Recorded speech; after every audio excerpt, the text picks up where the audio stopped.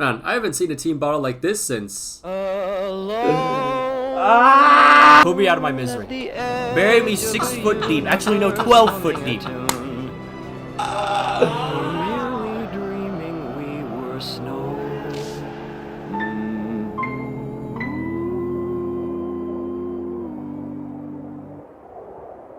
We'll begin our story after matchday 21 when Liverpool had just destroyed Bournemouth. With that result, the Reds had extended their unbeaten run to 13 and were sitting 2 points clear at the top. However, things turned upside down when on a fateful January day, the world stood still and watched not January 6th. I'm talking about January 26th, the day Jurgen Klopp made an announcement that he would be leaving Liverpool at the end of the year after 9 years in charge. Wow, when he first got appointed, I was like a freshman in high school. Man, shut the f*** up, no one cares. Reactions to this varied. Some were surprised, others weren't, considering how long it's been. However, Liverpool fans were acting like the second tower had been hit. And who could blame him? Klopp had taken Liverpool out of its banter era and won the club its first Premier League title in 30 years and a Champions League trophy. To players now and former, he was like a father figure who knew how to develop them. Losing that hurts because the uncertainty that beckons terrifies you.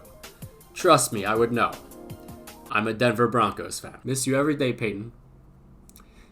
Every single day. Anyways, now with the news out, the goal was to make Jurgen Klopp's last season as special as could be. And what could be more special than winning the quadruple on his last ride? Carabao Cup, FA Cup, Premier League, and Europa League, all of which Liverpool had quality and class to win. In fact, just a month after Klopp's announcement, Liverpool, using a bunch of school children in extra time, beat the billion-dollar bottle jobs Chelsea 1-0 in the Carabao Cup final. Boom. 1-4 down. But we're getting ahead of ourselves a bit here, so let's go back to the weekend of January 26th. Liverpool's first league match after Klopp's announcement was at home versus Chelsea, and they absolutely annihilated them 4-1. It was the Reds' 4th straight win, and they were now fired up more than ever, and it couldn't have been better timing with their next game being against title contenders Arsenal. However, in just 13 minutes after Liverpool's centre backs were too far apart, they conceded early. Luckily, the Reds equalized before the half through an Arsenal mishap, but then Liverpool's backline produces an even worse error, and they fall 2-1 down. Klopp's men then conceded another goal in stoppage time, and Liverpool's unbeaten run was ended. And as a result of the loss, Liverpool fell to second, 1 point below City, but they did well to bounce back after beating Burnley 3-1 at home. Unfortunately though, starting keeper Alisson grabbed a knock in that match and would be out for a couple months. Nonetheless, even with a backup keeper in Kelleher, Liverpool dismantled Brentford 4-1 a few days later. They then played Luton at home, and after an early scare, the Reds came back in the second half with 4 unanswered. With these results, Liverpool were back up to the top of the table, but it would only get more difficult from here, because alongside the Premier League matches, you also had the FA Cup and Europa League fixtures incoming. Liverpool still didn't seem to be phased though, as they beat Southampton at home in the 5th round of the FA Cup to end February. But then to begin March, Liverpool escaped an even larger scare by scoring a winner against Forest in the dying minutes of stoppage time. Things were a lot smoother, however, in Liverpool's Europa League last 16 match against Sparta Praha at midweek, which was a nice relief because Liverpool could breathe a little easier before battling in a top of the table clash against Man City. But again, for a 3rd straight time in the league, Liverpool found themselves chasing the game. Thankfully, the Reds won a penalty, but unlike the first 2 recoveries, Liverpool could only settle for a draw and fell back to 2nd in the league. But you can't dwell too much, and Liverpool immediately focused their eyes on the Europa League again and defeated Sparta Praha comfortably. However, Liverpool's challenges wouldn't stop there, because awaiting in the quarterfinals of the FA Cup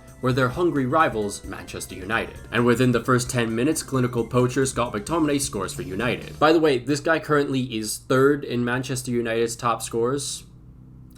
Funny how a few years can change a lot of things. However, Liverpool bounced back with an equalizer off a cruel deflection, and then Mo Salah scored a 2nd goal right before the half. Everything looked in the bag, but then the Reds again conceded in the 87th minute. But hey, no worries, how about another mean deflection off a Liverpool shot? However, United simply refused to die, and Rashford equalized in the 112th minute. Then in the 120th minute off the break, all Liverpool can do is watch as Amad Diallo bags the winner. Klopp's men lose 4-3, and the FA Cup dream is now dead. But that's fine, there's still a whole trouble to win. 2 weeks later though, it seemed like Liverpool were still traumatized from the shocker at Old Trafford. They beat Brighton, but this was after another early goal scare. And then against Sheffield United in the following week, Liverpool conceded an equalizer in the 58th minute and had to be saved by an Alexis McAllister rocket. That all said, with those results, Liverpool returned back to the top, but it definitely felt like this kind of way of winning wouldn't be sustainable in the title race, especially considering Liverpool's next game would have them return to the very theater of nightmares that shook them not even a month ago. But you may have forgotten, Jurgen Klopp is no normal manager. He's a mentality monster. To kill his spirits, you'd literally have to kill him. And after going 1-0 up, Liverpool were no longer shaken by the past. In fact, they looked to be out for blood. With every minute that passed, Liverpool looked more likely to score a second, but they never did. No worries though, just as long as they keep that same pressure in the second half. From there, the momentum shifted, as just 17 minutes later, Liverpool conceded again. The Reds scored an equalizer in the 84th minute to save them a point, but this really should have been a win seen out in the first half. And as a consequence, Liverpool fell back to second in the table. But still, it's fine. They may be second, but they are tied with the league leaders on points. I mean, it could be worse. And it got worse. Just 4 days after the game in Old Trafford, Liverpool lost 3-0 at home to Atalanta in the Europa League in a game Klopp's men were heavy favourites in. Then, 3 days after that disaster, Liverpool's title hopes continue to derail as they lose to Crystal Palace at home. Mind you, by the way, this was Alisson's first game back from injury. Of course, though, the nightmare doesn't end there, because just 4 days later, Liverpool failed to come back against Atalanta and are now eliminated from the Europa League. So, you got the Carabao Cup, but no FA Cup, and now no Europa League. So all that leaves is the Premier League. But maybe this is exactly what the team needs, because they had gone through hell and back in the past 2 months. But now, all they had to do was focus on putting all their energy into one single thing. And it did seem that way after they bounced back and beat Fulham 3-1. However, against Everton, a team they hadn't lost against since 2010, Liverpool lost 2-0. And then, over the last weekend, the struggles continued and they drew 2-2 with West Ham. This now sees them third in the table 5 points from first, and it could be 7 if Man City wins their game in hand. I made a video like 2 weeks back about the Premier League title race, and Liverpool, at the end of the video, had like a 14% chance to win the title. That has now fallen to less than 1. So, let's just ask this. What the hell happened? Well, for one, Liverpool under Jurgen Klopp aren't really the mentality monsters that we usually associate them to be. In fact, Liverpool can't stop making errors. Throughout this season, they've had 7 errors lead to a goal. And sure, you're seeing Arsenal in this as well, but the difference here is that Arsenal's were midway through the season, Liverpool's are all recent. Hell, that's just the 7 that have led to goals. They've been making numerous errors constantly. Hell, in the run-up to the first Everton goal, there were 4 separate errors. 4. Anyways, second reason. No one can really finish on this team. Luis Diaz has been arguably the player of the season. He's been phenomenal to watch.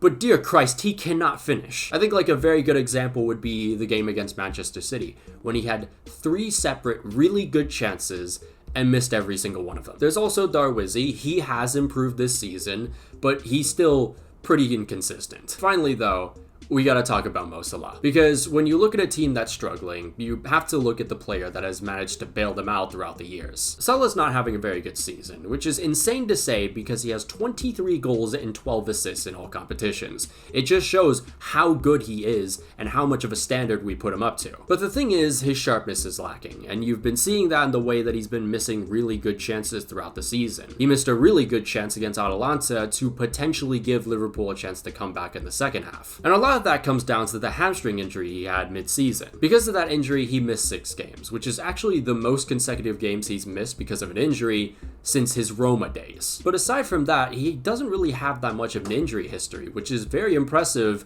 in this climate. But the thing is, he's 31. He's getting older, and even an injury where he's not really missing that much time will still affect him, because simply his body's just getting older. And we've seen this in the way that this year especially, Salah hasn't been that explosive player we've seen in the past. In fact, I feel like Luis Diaz is doing more take-ons than Salah nowadays. Not to mention, this season has seen Salah be more creative than he's ever been. He's providing more for Liverpool's attackers, and we've already talked about them. So it's really a mix of him not really having as many shots as he usually does, which is a huge part of his game, and the fact that he's providing to a bunch of players that can't really finish the job. It's not really a win-win situation for Liverpool's attack, as you can see. But also another thing, his decision-making hasn't been really up to the standard that we like to see either. And because of that, actually, Klopp benched him against West Ham. And that in itself has created some drama between Klopp and Salah, which is not exactly what Liverpool fans want to see. But to say the least, it's looking pretty likely that Klopp's last season will only see a Carabao Cup. But who knows, right? Because with my jinxing,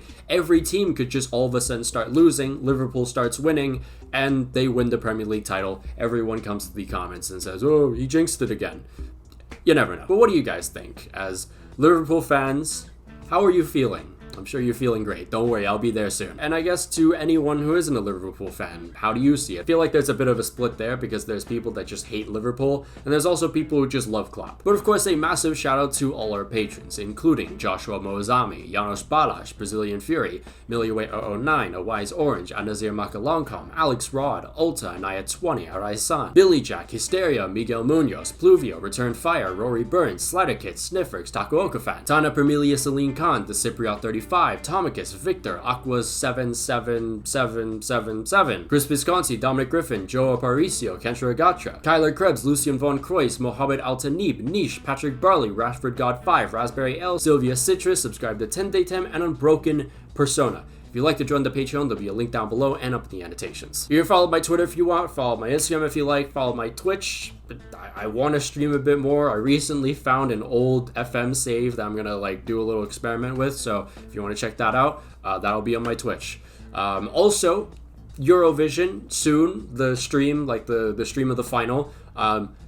As of this recording, I don't have anything written for the Eurovision video, but hopefully it'll be done by the end of this week. Who knows? But anyways, I've been talking too much. I'll see you guys next time.